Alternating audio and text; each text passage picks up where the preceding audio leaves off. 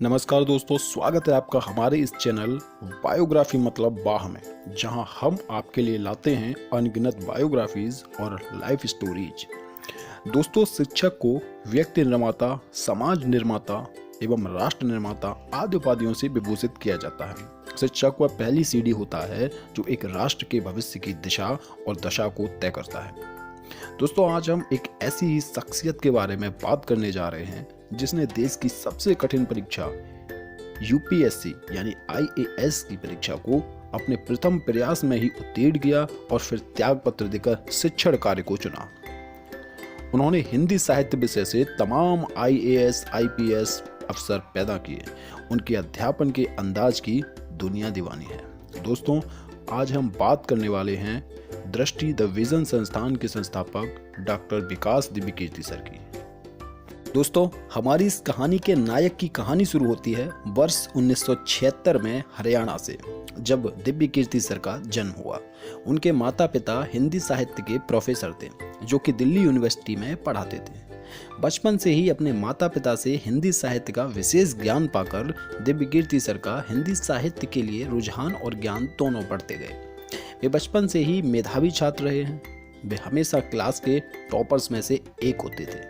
उन्होंने अपनी प्रारंभिक शिक्षा सरस्वती शिशु मंदिर से कंप्लीट की। तत्पश्चात उन्होंने उच्च शिक्षा हेतु दिल्ली विश्वविद्यालय में दाखिला लिया, जहां से उन्होंने इतिहास विषय से बीए किया। इसके बाद उन्होंने इतिहास को बदलकर हिंदी साहित्य से एमए, एमफिल और पीएचडी पूरी की। उन्होंने सोशियोलॉजी से भी एमए की उपाधि प्राप्त की। उन्होंने लॉ की भी पढ़ाई की, जिसमें उन्होंने एलएलबी किया है। विकास दिव्यकीर्ति सर यूजीसी नेट भी क्वालिफाई कर चुके हैं। उन्होंने अपने कैरियर की शुरुआत दिल्ली यूनिवर्सिटी में बतौर अध्यापक की, जहां उन्होंने 1 वर्ष तक पढ़ाया। लेकिन फिर उन्होंने देखा कि उनके अधिकतर दोस्त यूपीएससी की तैयारी कर रहे हैं। दोस्तों के कहने पर उन्होंने भी शौक बस यूपीएससी की तैयारी शुरू कर दी। वर्ष 1996 में उन्होंने पहली बार परीक्षा दी और मात्र 21 वर्ष की उम्र में अपने पहले ही प्रयास में उन्होंने भारत की सबसे कठिन परीक्षा पास कर सबको चकित कर दिया। उनकी इस असाधारण कामयाबी से परिवार और दोस्त सब खुश थे, लेकिन दिव्यकीर्ति सर को खुशी के साथ साथ कुछ कसक भी थी। कारण था किसी कारणवश प्रॉपर आईएएस की पोस्ट न मिलना। उन्हें गृह मंत्रालय में नियुक्ति मिली, लेकिन उनका मन नहीं कर रहा था कि वे नौकरी ज्वाइन करें। इसीलिए उन्होंने एक दिन लेट ज्वाइन किया और अपने मन की जो बात थी वो अपने कुछ दोस्तों के साथ शेयर की। इन्हीं दोस्तों में से एक यूपीएससी में सेलेक्टेड दोस्त था, जिसने यह बात दिव्यकीर्ति सर के घर में बता दी और यह कह दिया कि इतनी शानदार नौकरी छोड़ दी है। बस फिर क्या था, उनके घर वाले आग बबूला हो गए। दिव्यकीर्ति सर को बहुत समझाया गया और अपने निर्णय पर एक बार फिर विचार करने के लिए बाध्य किया गया। दिव्यकीर्ति सर समझ गए कि फिलहाल ज्वाइन करना ही सबसे उचित रास्ता रहेगा। आखिरकार उन्होंने नौकरी ज्वाइन कर ली, लेकिन इस शपथ के साथ कि वे सिर्फ 6 महीने के अंदर हर हाल में रिजाइन देकर रहेंगे, और वे ऐसा करने में सफल रहे।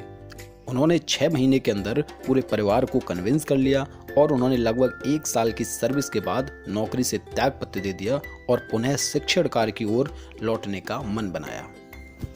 आईएएस की नौकरी छोड़ने के बाद उनका पूरा फोकस शिक्षण कार्य पर ही था, क्योंकि यह उन्हें सुकून देता था, दिल लगता था उनका यहाँ। हालांकि वह पहले से ही दिल्ली यूनिवर्सिटी में पढ़ा रहे थे, लेकिन देखा देखी यूपीएससी की तरफ चले गए। वह आईएएस की जॉब से रिजाइन देकर अगले दिन ही दिल्ली यूनिवर्सिटी में इंटरव्यू के लिए जा पहुंचे, लेकिन वहां उनसे रिलीविंग लेटर मांगा गया, जिसके बारे में विकास दिव्यकीर्ति सर को जानकारी ही नहीं थी कि ऐसी भी कोई चीज होती है। अब उन्होंने रिलीविंग लेटर के लिए गृह मंत्रालय संपर्क किया, लेकिन उन्होंने धीरे धीरे करके पूरे 20 महीने लगा दिए। इन 20 महीनों की बेरोजगारी का जो परिणाम निकला वह भविष्य के लिए बहुत ही सुखद रहा। यह परिणाम था दृष्टि आईएएस इंस्टीट्यूट की स्थापना। विकास दिव्यकीर्ति सर ने वर्ष 1999 में इस संस्थान की स्थापना की। आज इस संस्थान का एक अपना अलग ही रुतबा है। इस संस्थान ने शुरू से ही हिंदी माध्यम के छात्रों पर फोकस किया, जबकि अधिकतर अन्य संस्थान अंग्रेजी माध्यम पर पकड़ बना रहे थे। इस बीच वर्ष 2003 में विकास सर ने एक बार फिर यूपीएससी ट्राई किया। वे फिर सेलेक्ट हो गए, लेकिन फिर से किसी कारणवश प्रॉपर आईएएस की पोस्ट नहीं मिली। अब उन्होंने अपना पूरा फोकस दृष्टि संस्थान पर करना शुरू कर दिया।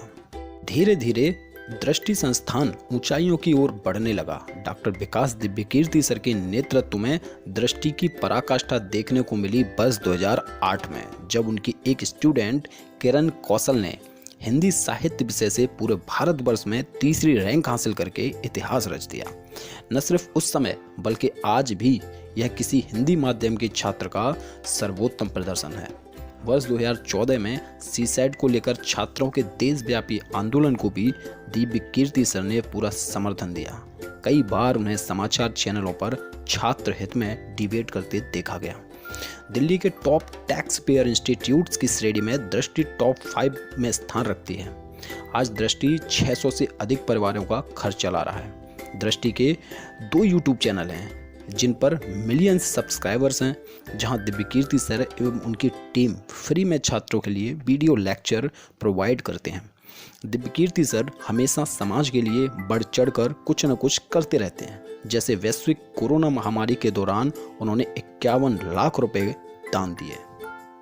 दोस्तों, आपको ये जानकर हैरानी होगी कि हिंदी साहित्य से सफल होने वाले छात्रों में अधिकतर दृष्टि के ही छात्र होते हैं। दिव्यकीर्ति सर की विशेष रुचि जिन विषयों में रही वे थे हिंदी साहित्य, राज्य व्यवस्था, एथिक्स और समसामयिकी। दिव्यकीर्ति सर को पीएचडी के दौरान अपनी एक सहपाठी तरुणा वर्मा से प्यार हुआ था, जिनसे उन्होंने 1998 में शादी कर ली। तरुणा वर्मा ही वर्तमान में दृष्टि की डायरेक्टर हैं। उनके एक बेटा भी है जिसका नाम सात्विक दिव्यकीर्ति है। वर्तमान में दिव्यकीर्ति सर की उम्र लगभग 45 वर्ष है और उनकी कमाई का मुख्य जरिया टीचिंग ही है। दोस्तों, विकास दिव्यकीर्ति सर के पढ़ाने का जो तरीका है वो एकदम बेमिसाल है। उनके अथाह गंभीर ज्ञान के सागर के बीच में जो चुटीली लहरें देखने को मिलती हैं ना, वह संजीवनी की तरह होती हैं। दोस्तों, अगर आप यूपीएससी एस्पिरेंट्स हैं और दिव्यकीर्ति सर के बारे में नहीं जानते हैं तो मुझे आपकी गंभीरता पर संदेह है। आज दिव्यकीर्ति सर सोशल मीडिया पर एक ब्रांड है जिनकी एक झलक भी मिलियंस व्यूज बटोरती है। दोस्तों, अगर आपको विकास दिव्यकीर्ति सर के पढ़ाने का अंदाज देखना है तो एक बार यूट्यूब पर ऐसे ही भ्रमण कर लीजिए, कहीं ना कहीं आपको उनकी वीडियो मिल ही जाएगी। दोस्तों, ये थी हमारी आज की बायोग्राफी। आपको वीडियो कैसी लगी है कमेंट सेक्शन में ज़रूर बताएं। अगर इस वीडियो में कहीं कोई कमी दिखी हो तो हमें अवश्य बताएं ताकि हम अगली वीडियो में निखार ला सकें। दोस्तों, अगर यह वीडियो आपको पसंद आई है तो वीडियो को लाइक करें, शेयर करें और चैनल को अगर अभी तक सब्सक्राइब नहीं किया है तो सब्सक्राइब करके बेल आइकन को प्रेस कर दें ताकि हमारी प्रत्येक नई वीडियो का नोटिफिकेशन आप तक सबसे पहले पहुंचे। हमारी इस वीडियो को अपना अमूल्य समय देने के लिए बहुत बहुत धन्यवाद। मिलते हैं अगली वीडियो में। Bye bye.